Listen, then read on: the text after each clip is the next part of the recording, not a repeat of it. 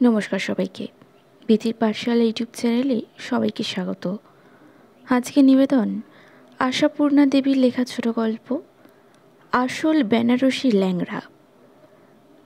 তবে আজকের গল্প শুরু করার আগে আমার চ্যানেল যারা নতুন তারা চ্যানেলটিকে অবশ্যই সাবস্ক্রাইব করে ভিডিওগুলিকে লাইক করে দেবেন, ভালো লাগলে বন্ধুদের সঙ্গে শেয়ার করবেন এবং পাশে থাকা বেল আইকনটিও প্রেস করবেন। তবে আমার দেওয়া গল্প সবার আগে আপনার কাছে পৌঁছাবে। শুরু করছি আজকের গল্প। সীমা ঘর বার করছিল। অফিস থেকে ফিরতে এত দেরি হচ্ছে কেন প্রতুলের? যানবাহনের দুর্গতিতেই দেরিটা অবশ্য স্বাভাবিক হয়ে গেছে আজকাল। তবু ভাবনা না হয়ে পারে না, ওই যানবাহন থেকে দুর্ঘটনার নজিরও তো কম নেই। সীমা অনেকবার চেষ্টা করছে একটা পড়ে থাকা সেলাই নিয়ে বসতে, কিন্তু পারছে না, মন বসছে না। হাতের কাজ হাত থেকেই নামিয়ে বারে বারে রাস্তার ধারের বারান্দায় এসে দাঁড়াচ্ছে এবং আপন মনেই নানা মন্তব্য করছে। যথা, কি হলো রে বাবা, ব্যাপারটা কি? পাড়ায় প্রায় সব ভদ্রলোকেরাই তো এসে গেল একে একে, রাস্তা তো ক্রমশই ঝিমঝিমে হয়ে আসছে। যা দিনকাল, জানি না কি ঘটছে। হে মা কালী, রক্ষা করো যেন বিপদ আপদ না হয়। একবার এদিকে গলা বাড়িয়ে ডাক দিল, খুকু, কটা বাজলো? দে তো আরেকবার। অলক্ষ্য কোনখান থেকে খুকুর ঝংকার ভেসে এলো, 9:24। এই নিয়ে কবার হলো মা?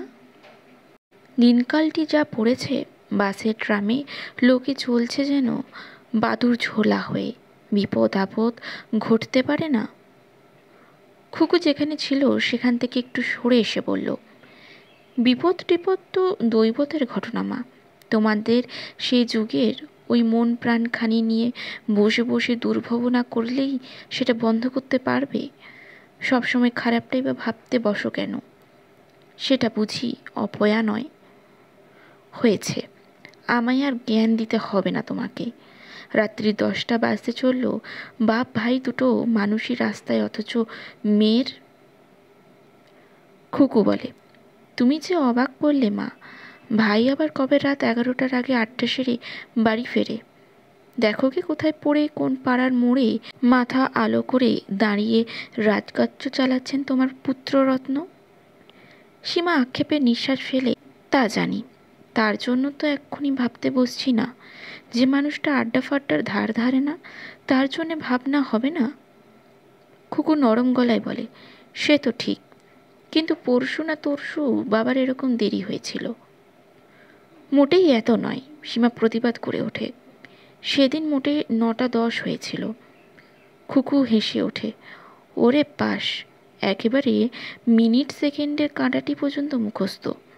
কি সাংঘাতিক প্রতিব্রতা হিন্দু নারী। বাজে বকবক করিস না খুকু, এই মানুষটাই আমার পাগল করবে। খুকু হি হি হি করে। করবে? ওটা এখনো ফিউচারে আছে? সীমা রেগে ওঠে, বলে, খুকু যাও, তুমি যেমন তোমার গল্পের বইয়ে মুখ নিয়ে পড়ছিলে তাই থাকো গে, যাও। উফ, দিন দিন এত বাচাল হয়ে আসছিস। এই যা, গেল, কারেন্ট চলে গেল।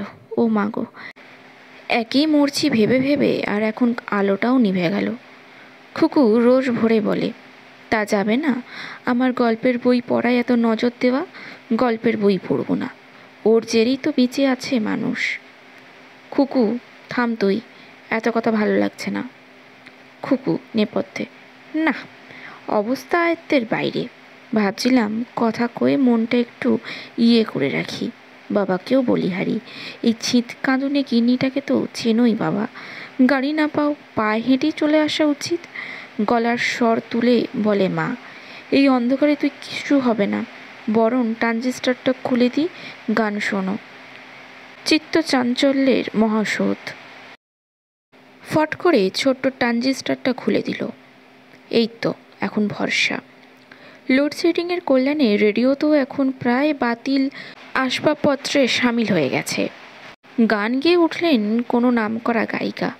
চাঁদ উঠেছিল গগনে, দেখা হয়েছিল তোমাতে আমাতে, কি জানি কি মহালগ্নে। সীমা ক্রুদ্ধ কণ্ঠে বলে ওঠে, খুকু ক্ষমা দিবি? খুকু চট করে বন্ধ করে দিল যন্ত্রটা। সেও কড়া গলায় বলে উঠল, বাবা বাবা, যে লোক গান সহ্য করতে পারে না সে মানুষ খুন করতে পারে। খুকুর কথা শেষ হওয়ার সঙ্গে সঙ্গেই দরজায় ধাক্কা শোনা গেল। Current of. দরজার ইলেকট্রিক বেল অকেজো। অতএব সেই আদি ও অকৃত্রিম দুয়ারে করাঘাত। ওই এসেছেন। খুকু দরজা খুলতে গেল।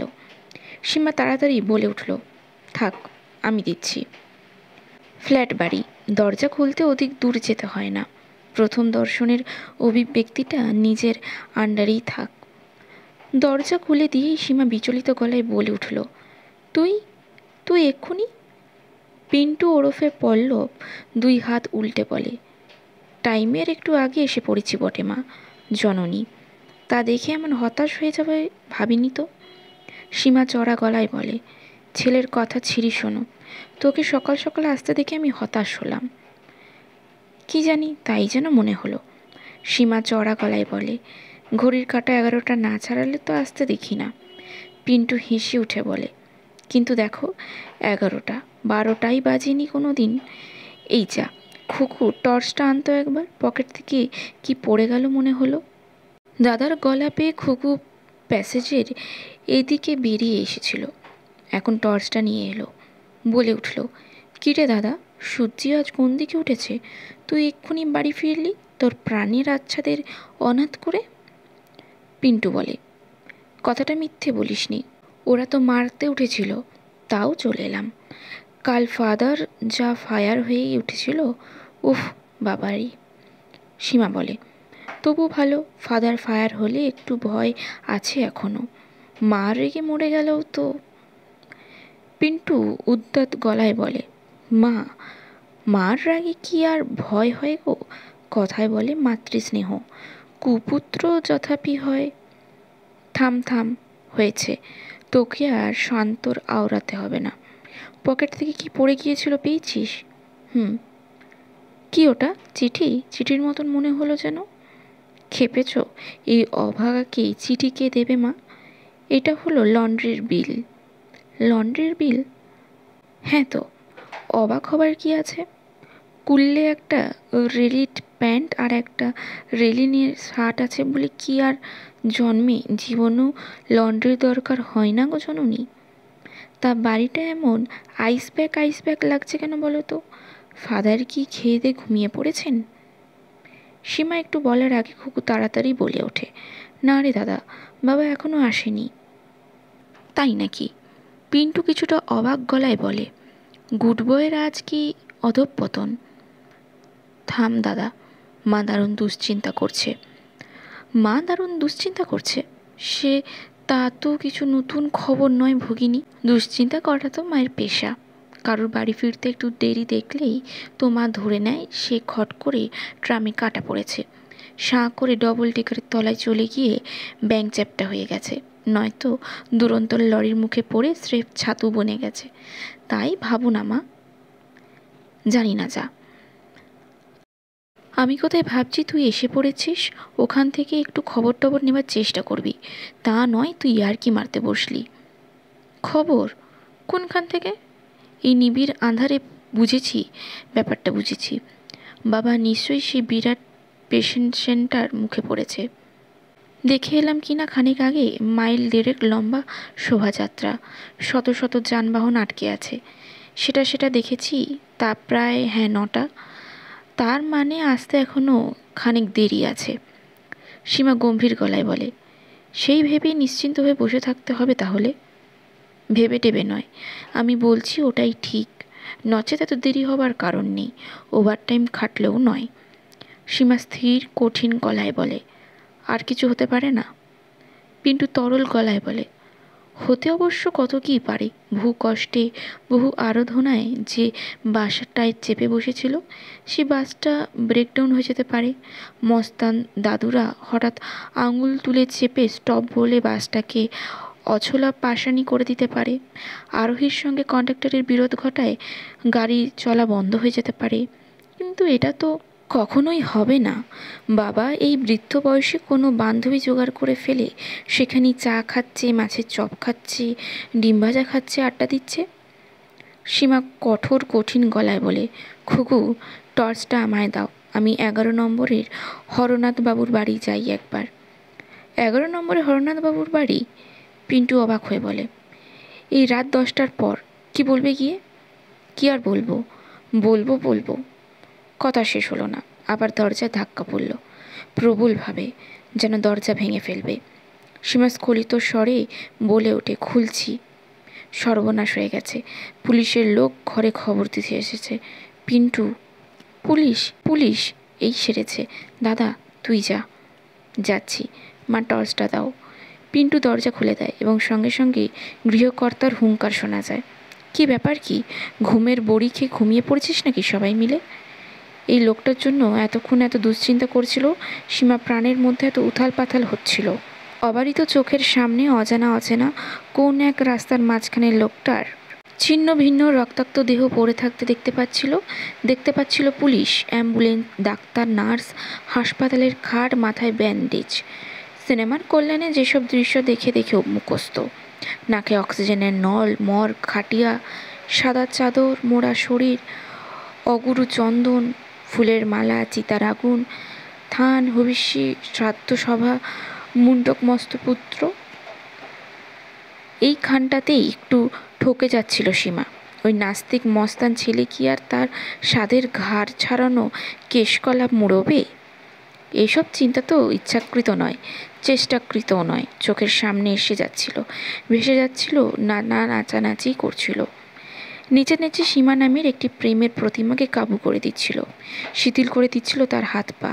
সে শিথিল স্নায়ুর উপর পড়ল এই হাতুড়ির ঘা। এ ঘাড়ে সীমা যদি ছিটকে ওঠে, দোষ দেওয়া যায় না তাকে।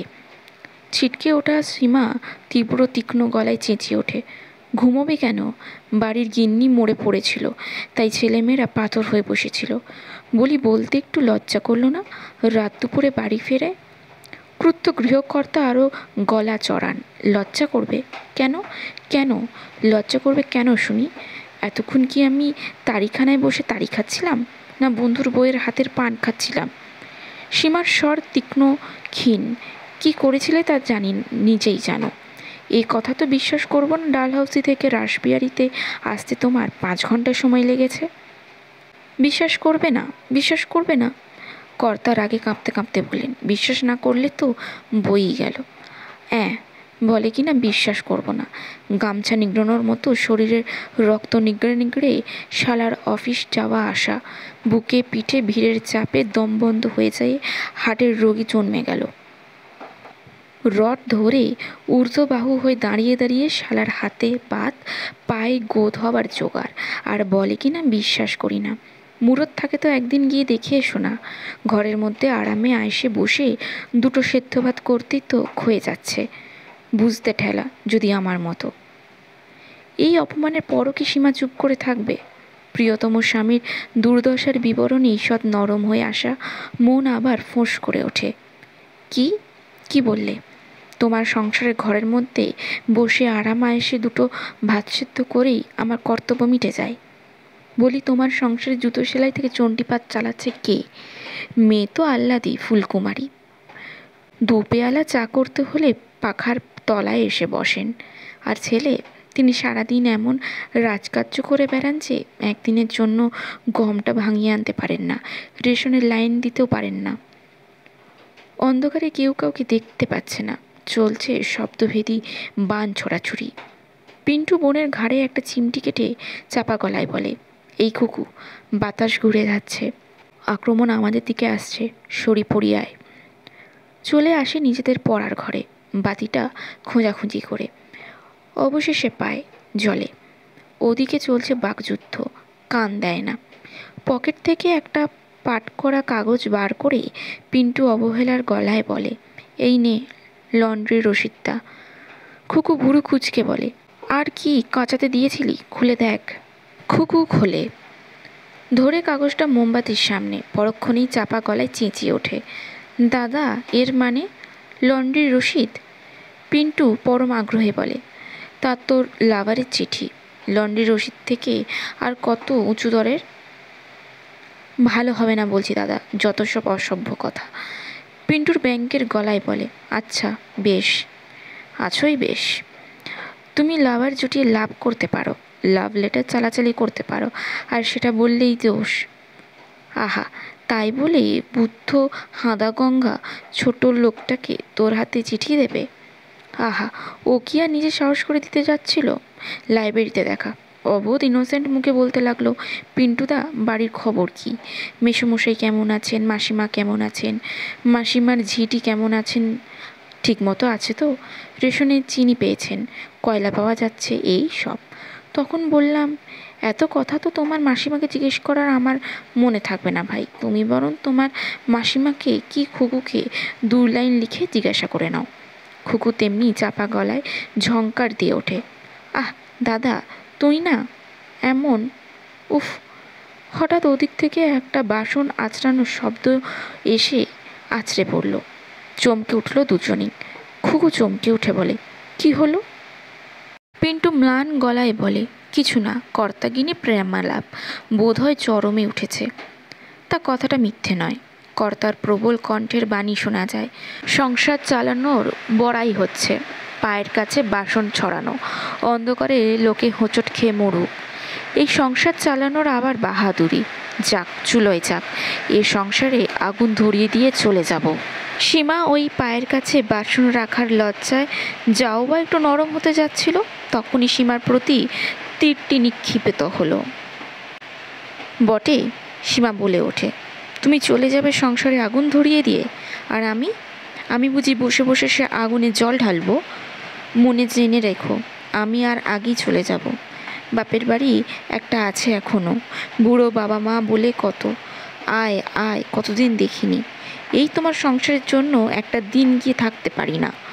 আর আমায় বলো কি না আরামে আয়েসের উপর আছি। বলি, অফিসে তো আর সারাক্ষণই ফাইল ঠেলাচ্ছ না, আড্ডা চলে তো? বন্ধুরা বলে না এ যুগে সংসার করার কতটা। একটু থেমে, একটু হাঁপিয়ে, একটু কেশে আবার শুরু করে, কত রাত দিন বাজার থেকে মাল উধাও হয়ে যাচ্ছে। আজ তেল উধাও, কাল দলালটা উধাও, পরশু কেরোসিন উধাও, তরশু রেশনের গম চাল চিনি উধাও, নিত্য দুধের গাড়ি আসছে না, খালি বোতল নিয়ে ফিরছে।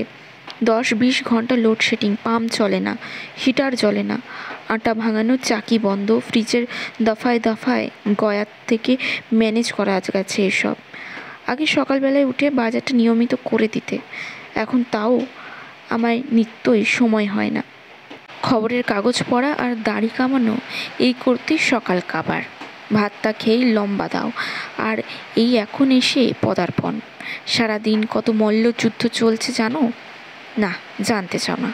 মনে করো সংসারের চাকাখানি আপনি চলছে মিহি মোলায়ম সুরে। সেই চাকার তেলটি জোগাড় করতে যে ঝিয়ের পায়ে কত তেল দিতে হয় তার খোঁজ রাখো? কতগুলো পাতানো বুনো পুষছে তার হিসেব রাখো? ওরে বাবা, এই রাজধানী এক্সপ্রেস যে থামছেই না দেখছি। পিন্টু বলে, 200 মাইলের মধ্যে স্টেশন নেই। খুকু এই কৌতুক উক্তিতে কান দেয় না, শুকনো গলায় বলে, মা, ওই পাতানো বনপদের কথা কি বললো রে দাদা? বলল, সংসার চালাতে অবশ্য প্রয়োজনীয় হিসেবে অনেকগুলো পাতানো বন পুষতে হয়। আরও শুকনো গলায় বলে খুকু, অনেকগুলো আবার কি? ওই হলো আর কি, গৌরবার্থে বহু বচন। খুকু কান পাতে নিবিষ্ট হয়ে, ও ঘরে কলধ্বনি আবার স্পষ্ট হয়ে ওঠে। কি বললে? পাতানো বনপো পুষতে হয়? বাড়িতে তাদের আসতে দেওয়া হয়? তা বাড়িতে আসতে না দিলে তারা কি রাস্তা থেকে আমার উপকার করে যাবে নাকি? আসতে দিতে হয়, বসতে দিতে হয়, চা খাওয়াতে হয়। হয়, এসব হয়। কর্তা প্রবল গর্জনে প্রতিবাদ করে ওঠেন। বলি, এত সব হয়, হাওয়ার বদলে কি মহৎ উপকারটা হয় শুননি? সীমা বেশ ডাঁটের সঙ্গে বলে, অনেক কিছুই হয়। তোমার ছেলের দ্বারা তো 1 ইঞ্চিও কাজ হয় না। সিনেমার টিকিট কিনতে পাঠালাম টাকা দিয়ে, ফিরে এলো ছেলে, বলল হলো না, হাউসফুল। অথচ আমার সোনার চাঁদ পাতানো বোনপো তক্ষুনি সেই টিকিটটাই এনে দিল। বলি, কোথা থেকে দিল শুনি? এলেম থাকলে সবই হয়। এই তো ত্রিভুবনের কেউ যখন ডালডা পাচ্ছে না, স্বপন আমায় 2 কিলোর ডালডার টিন এনে দিল। কর্তা হিংস্র গলায় বলেন, যখন ওই ডালডা টিনের বদলে মেঘ খোয়া যাবে তখন বুঝবে ঠেলা। মেয়ে খোয়া যাবে, গেলেই হলো। না, যাবে না। পৃথিবী দেখছো না? আমি এই বলে দিচ্ছি, তোমার এই আদুরে খুকুকে যদি সামনের মাসেই না পাত্রস্থ করি। সীমার ব্যঙ্গের গলায় বলে, পাত্র মজুত আছে বুঝি? অভাবও নেই, ডজনে ডজনে প্রজাপতি অফিসে আসে। খুকু আর্তনাদের গলায় বলে, দাদা।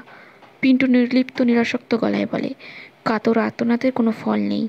এলিম থাকলে বাবাকে গিয়ে জোর গলায় বলকে যা, বাবা, মেয়ের বিয়ের জন্য সোনা দানা, টাকা কড়ি, ঘড়ি, আংটি, বোতাম ফোতাম, জামা কাপড়, বিছানা, বালিশ, খাট, আলমারি, সোফা সেট ইত্যাদি প্রভৃতি আলটু বালটু মালগুলো তুমি জোগাড় করো। আসল মালটি তোমায় আর কষ্ট করে জোগাড় করতে হবে না, ওটা আমি ম্যানেজ করব। আহ দাদা, ওই কথা বলবো আমি বাবাকে? না বলতে পারলে হলো না, তবে হওয়া আর না হওয়া পর্যন্ত, শেষ পর্যন্ত তো প্রেমালাপের নমুনা। ওই যা শুনতে পাচ্ছি। ধ্যাত, সবাই যেন সবাই সবাই সংসার চক্রে তেলের ঘাটতি হলেই কাঁচ কোঁচ শব্দ হয়। তাছাড়া আরও বহুবিধ জটিল ব্যাপার আছে। মা বাবার বিয়েটাও তো শুনেছি পছন্দ করে বিয়ে। আহারে, কে বলেছে তোকে? বলল খুকু। শুনেছি বাবা, শুনেছি। বড় মাসি শ্বশুরবাড়ির কোন বাড়ি বিয়ে বাড়িতে মাকে দেখে বাবা। ও সেই। খুকু গৌরবান্বিত গলায় বলে, সে কথা ছেড়ে দাও। ভেবে আশ্চর্য হয়ে যাই কিসের উপর ওরা জীবন চালিয়ে যাচ্ছেন। খুকুর বলার ভঙ্গিটা এটাই প্রকাশ পায়, আমাদের স্বর্গীয় প্রেমের সঙ্গে ওনাদের কিছুই তুলনা হয় না। কিন্তু ওদিকে যে যখন এখনও যুদ্ধ সমাপ্তির চিহ্ন মাত্র নেই। যুদ্ধ নিদাদ মাঝে মাঝে অস্পষ্ট, মাঝে মাঝে স্পষ্ট। তার মানে ও লম্বা ডালনাটার পায়চারি করে করে তুন থেকে বান নিক্ষেপ করছে। সহসা কর্তার প্রবল শব্দ স্পষ্ট, আলবাত বলবো, মেয়ে আমার। মেয়ে তোমার? সীমার স্বর স্পষ্ট হলো রুদ্ধ। তোমার একলার। মেয়ে নিয়ে যা কিছু করো, কষ্ট খাটুনি ভোগান্তি সব আমার, আর অধিকারের বেলায় তোমার। এই সেরেছে। মাঝে ফ্যাসাদ শুরু করে দিল রে খুকু। দিয়েছে। খুকু উল্লাসিত গলায় বলে, তাহলে অবস্থা আয়ত্তে এসে গেছে। পিন্টু ভীত গলায় বলে, না না, কি সর্বনাশ, এসব কি বলছে মা? এই খুকু এখন?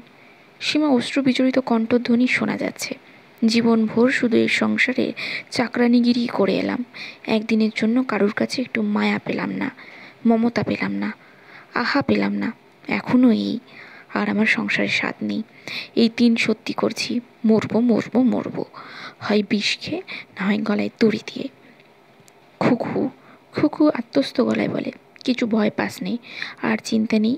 তরঙ্গিত সমুদ্র থেকে তরণী এখন তীরে এসে লেগেছে। দেখ, কর্তার কণ্ঠে এখন আর হুঙ্কার শুনবি না। তা খুকুর কথাটা মিথ্যে নয়। কর্তার কণ্ঠস্বরে আফসোসের সুর। ঠিক আছে, মোরা করুক, একজোট ব্যবসা নয়। অগাধ রেললাইন পড়ে আছে গলা দিতে। পাহাড় আছে, পাহারা নেই কোথাও। আমার মতন হতভাগা 24 ঘন্টা ধরে বাড়ি ফেরে হাড় কপালে এক কাপ চাও জোটে না।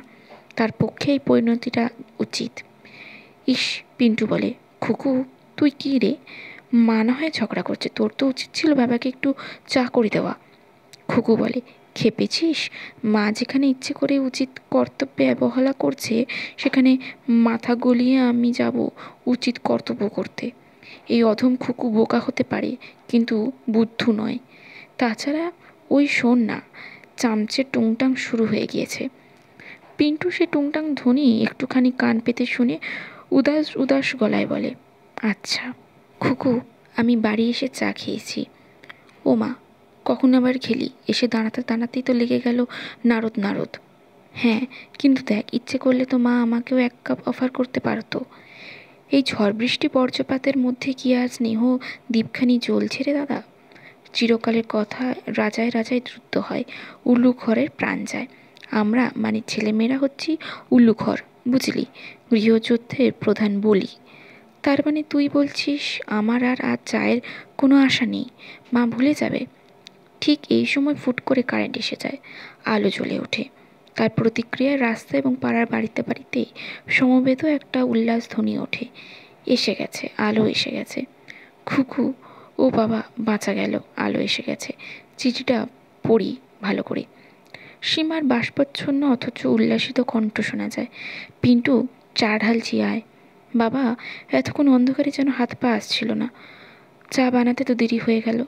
আর এইতে তোদের বাবার কাণ্ড, এত দুর্গতি করে আসা, তার মধ্যে কিনা বুকে করে গুচ্ছের ল্যাংড়া আম বয়ে আনা। কি না পোস্তায় আম সস্তা, আর দেরি দেখো কি না আমি বকে বকে মরছি। এখন আলো জ্বলে উঠেছে, এখন কর্তা প্রসন্ন জীবন রায়ের চেহারাখানি দেখতে পাওয়া যাচ্ছে। অগ্নিপাতা তাপশূন্য প্রসন্ন দীপ্তি মুখ, সেই মুখে আরও প্রসন্নতার আলো জ্বলে বলে ওঠেনি, শুধু সস্তা বলেই নয়, জিনিসগুলো উৎকৃষ্ট। বলল বেনারসি ল্যাংড়া, তোমাদের মাতৃদেবীর তো আবার হাবিজাবি আম মুখে রোচে না, তাই প্রত্যেককে বেছে বেছে উফ যে যা করে হলি ধরি হাত উঁচু করে। এতটা রাস্তা বাঁচিয়ে বাঁচিয়ে এসেছি, বলি আমি বেটা ভিড়ে আরও মরাই হই হই, তোদের মার আমগুলো না টসকায়। নমস্কার।